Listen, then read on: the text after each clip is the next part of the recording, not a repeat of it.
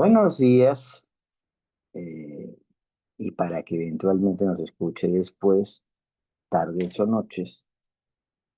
Agradezco a Cajalca, la asociación, no solamente un estudio, sino un espacio que hace estudiar y que propone la publicación de libros, el desarrollo de conferencias, por haberme invitado a plantear un tema como este, del cual no se habla mucho, pero que es importante, sobre todo una coyuntura de gobierno de transición, tenerlo presente. Cuando pensamos en la censura, normalmente pensamos en la censura de los ministros, las ministras, pero también hay una censura de los quienes integran la mesa directiva del Congreso. Como sabemos, el Congreso tiene una serie de órganos ejecutivos, por lo menos en el caso peruano, pero quienes dirigen el debate son los que se les llama mesa directiva, que tiene un presidente y tres vicepresidentes. Puede ser una presidenta y tres vicepresidentas, si se quiere, o mezclado. En este caso, en la actualidad, todos los integrantes son varones. ¿Por qué es importante? Yo creo que ayer, si lo que se quería plantear era un cambio en el Congreso, el cambio en el Congreso estuvo mal planteado. Y eso es lo que voy a explicar, gracias a la generosidad y el pedido de Tejada.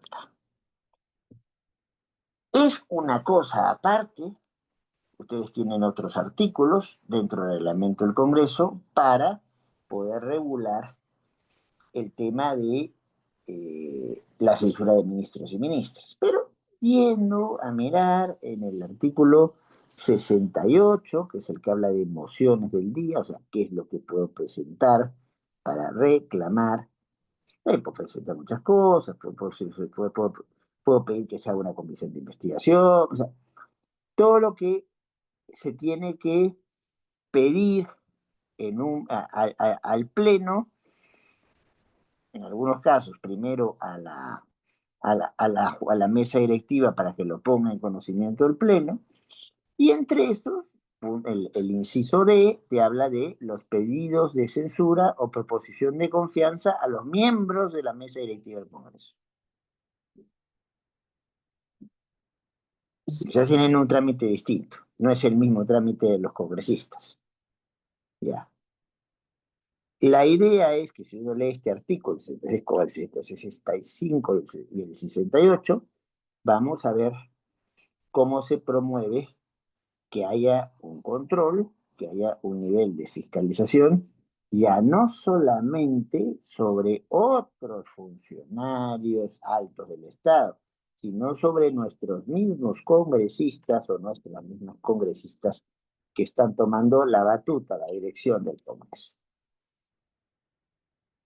Ahora, no hay un plazo determinado en estos casos para que el Pleno del Congreso discuta.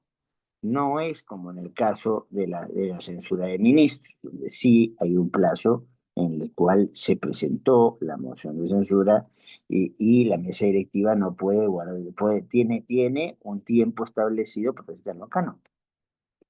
Entonces, entra en las mociones del día, entonces entonces que se proponga, no, y para discutirlo, el Pleno puede hacerlo en esa misma jornada o puede hacerlo mucho después. En todo caso, la costumbre es que presentada la moción de censura de la mesa directiva, se discuta lo más pronto posible. ¿Por qué eso es la costumbre? Porque si estamos hablando del órgano que es el órgano ejecutivo por excelencia, necesitamos que esto funcione a cabalidad. Necesitamos que no haya, de repente nos quedamos sin mesa directiva o nos quedamos con una mesa directiva disminuida. ¿Y quién dirige los debates en ese caso? ¿Y quién toma algunas decisiones en ese caso? Entonces, Esa sesión del Congreso, cuando a quien se está censurando es, y además ahí tenemos que ver que hay diferentes previsiones. En el caso peruano se puede censurar solamente a quien preside el Congreso, se puede censurar solamente a alguno de los vicepresidentes o vicepresidentas del Congreso, o se puede censurar a todo el equipo del Congreso, de la mesa directiva del Congreso. ¿Por qué esto es importante? Porque en la situación específica, el presidente, la presidenta, en este caso el presidente del Congreso, está asumiendo la presidencia de la República. Se nos acabó por la sucesión presidencial, no hay ministros, no hay vicepresidentes ni vicepresidentas.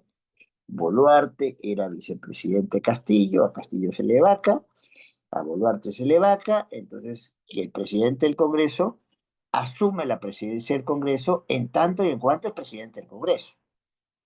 Entonces, si en este momento se plantea una moción de censura a toda la mesa directiva del Congreso, formalmente todavía Kerí es miembro de esa mesa directiva y no solamente se van los señores de su cargo de miembro de la misma directiva del Congreso, se va el de la presidencia de la República. De ahí la importancia de tener claro esta diferencia. Cuando la moción de censura es presentada contra el presidente del Congreso o la presidenta del Congreso, ya no tenemos norma, lo que tenemos es la práctica parlamentaria, ahí la práctica congresal, que es en realidad el término más propio para la institución de nuestro país. Y allí la práctica congresal se rige por el principio de correcteza, una traducción rara que se ha hecho al castellano de un término que viene de otra lengua. Pero la idea es, hay ciertas formalidades que hay que cumplir, ¿no?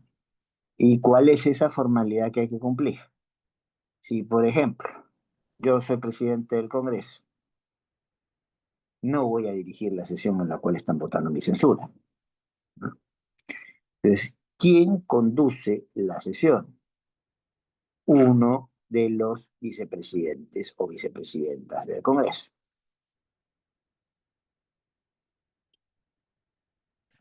Por ejemplo, Eva, que es cabeza visible de este esfuerzo llamado Fejalca, si es el primer vicepresidente, pues va a él. Y yo me siento en el llano, en mi curul de todos los días. Sí, son los vicepresidentes, o sea, es el primer vicepresidente, el segundo o el tercero, lo único que se pide es que ese vicepresidente que está siendo censurado no esté encabezando el debate, sino sentadito en su curul, ¿ya? No importa, ahí si pide presidente o presidenta, no importa si preside alguno de los otros vicepresidentes o vicepresidentas, él no, ella no. Y cuando está planteado a la mesa directiva en pleno, o sea, a todos, ocurre lo que hemos visto hace unos días, o mejor dicho, ayer. Si es que hay dos listas que se presentaron y una ganó y otra perdió, a quien se convoca a dirigir el debate es a quien presidió la lista que ganó, que perdió, perdón, a la lista que perdió. Por eso es que el señor Cueto dirige la sesión, porque el señor Cueto compite con el señor Geri para ver quién es el presidente del Congreso. Al cuestionarse a toda la mesa, es el señor Cueto el que se es llamado a dirigir. ¿Qué es lo que va a pasar aquí?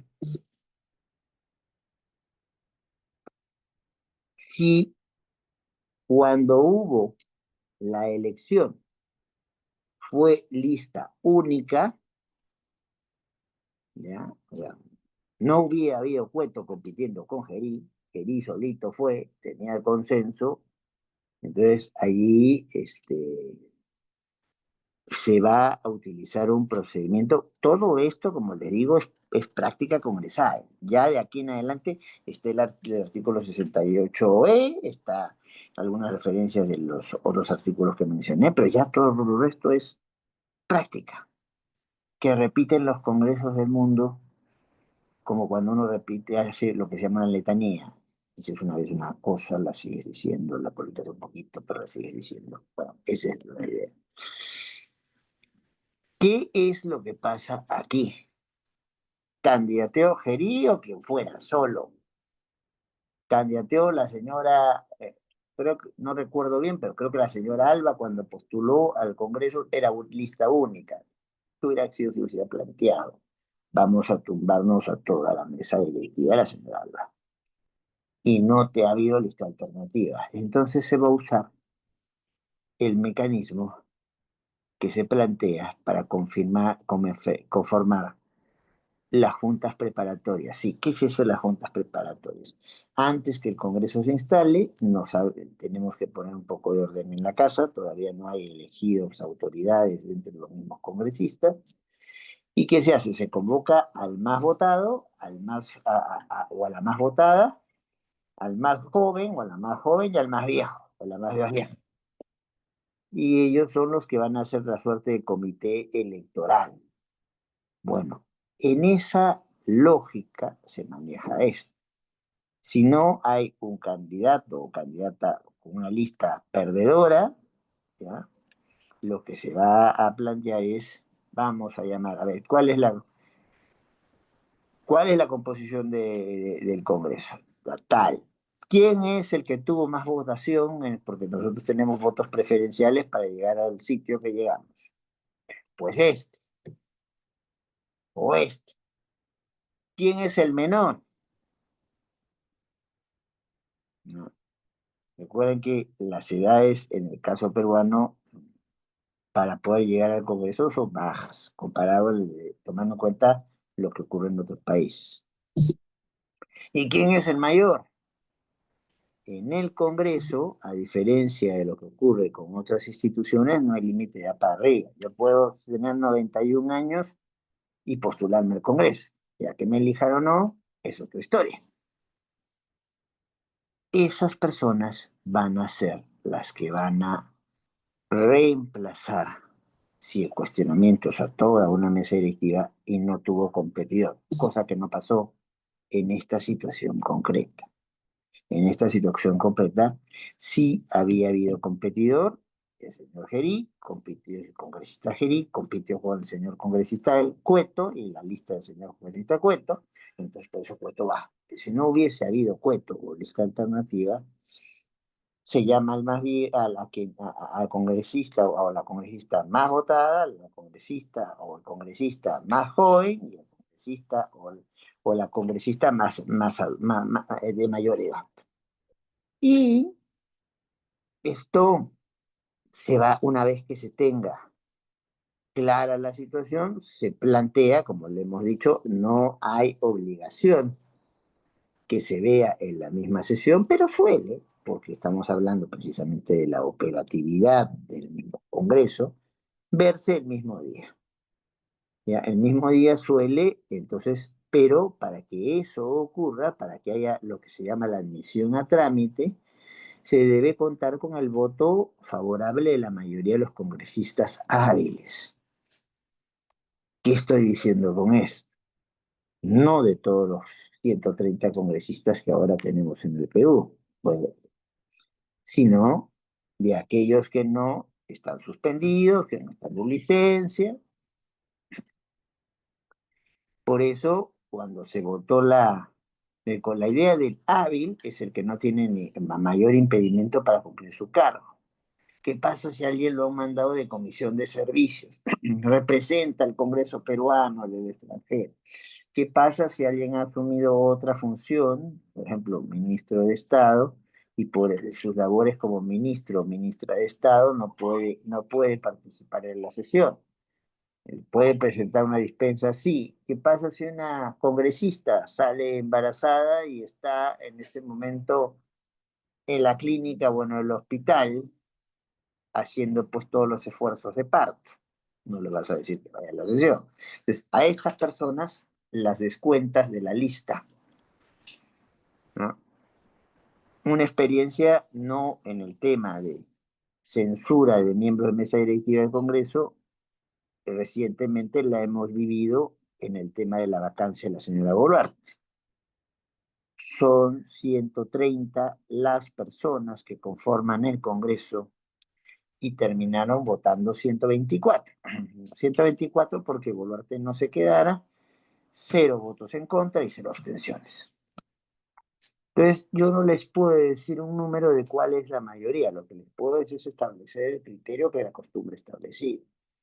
Viene la ponencia diciendo, vamos a sacar a uno o a todos quienes integran la mesa directiva del Congreso y votamos. Votamos para que se admita. Una vez que se admite, se pasa a discutir, es la etapa del debate, y luego de ese debate, que es con tiempos acordados, entonces con los voceros de las diferentes bancadas, ¿no? No, normalmente no es un mismo tiempo para todas las bancadas. Nosotros tenemos más de 10 bancadas, pero hay algunas que tienen veintitantos congresistas y otras que tienen con las justas el número para tener esta situación. Entonces, normalmente hay un acuerdo para una cuestión más bien proporcional de qué tiempo se le asigna para esta situación, y después se puede pasar a aprobar o a desaprobar. Ese es el trámite. ¿Qué ha pasado en este caso concreto?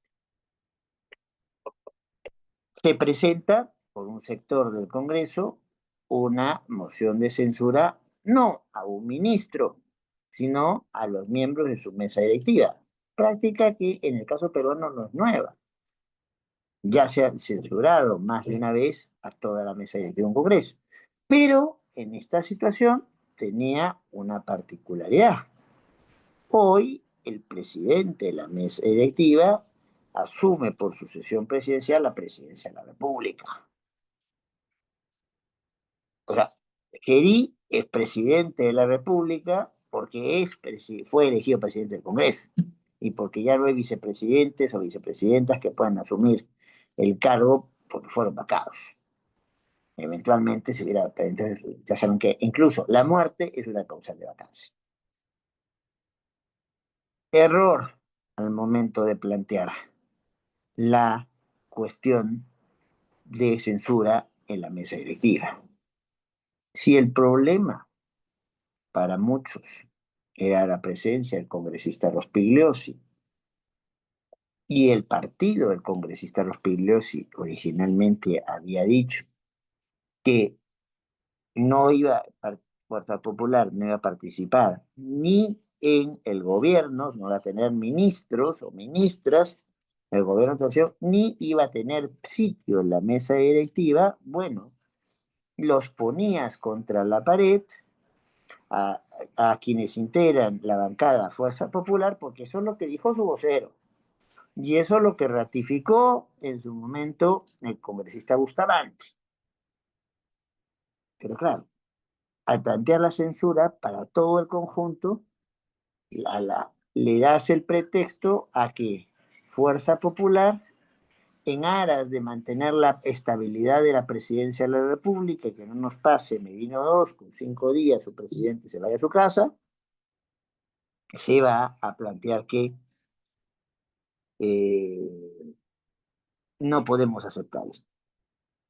Probablemente, si se hubiese, siguiendo el trámite que les he explicado, si se hubiese hecho una censura solamente a Rospigliosi, o si se quiere, también a los otros dos vicepresidentes que hay, que son el congresista Cerrón y el congresista López, pues probablemente esa moción de censura se hubiera prosperado. No tocamos a Geri porque Geri está asumiendo la presidencia de la República en tanto y en cuanto es presidente del Congreso.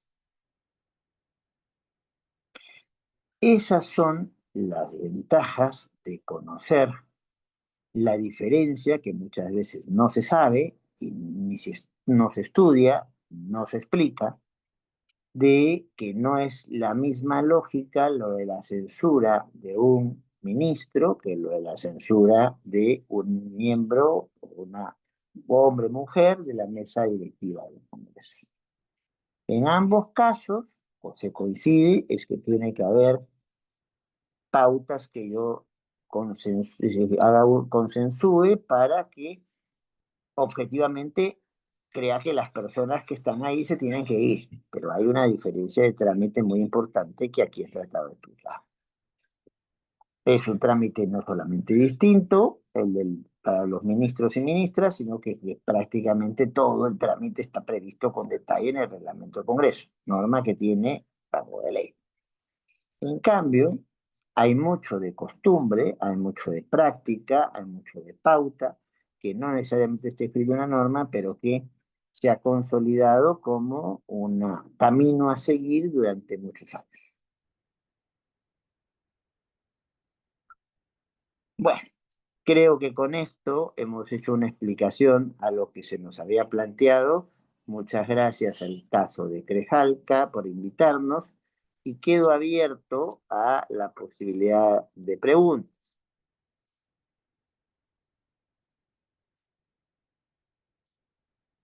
Me parece que todo está muy claro. Entonces, bueno, eso es lo que quiero pensar. Ahora, les agradezco por haberme escuchado, les agradezco a quienes nos escuchen en forma diferida, porque esto se va a colgar como grabación, y obviamente muy agradecido a Grejalga por la invitación a exponer un tema del cual se habla poco, pero vemos que ha podido tener repercusiones muy importantes en el país. Si prosperaba esta, esta moción de censura, en este momento tendríamos que contar con otro presidente u otra presidenta de la República y, no, y no hubiera habido espacio también para que se quede el señor Ospiliosi y hubiera tenido fuerza popular que mantenerse en su criterio original y en la próxima mesa directiva, aunque no la presida, no habría militante alguno o militante alguna de Fuerza Popular. Así de claras son las cosas. Hasta siempre. Muchas gracias.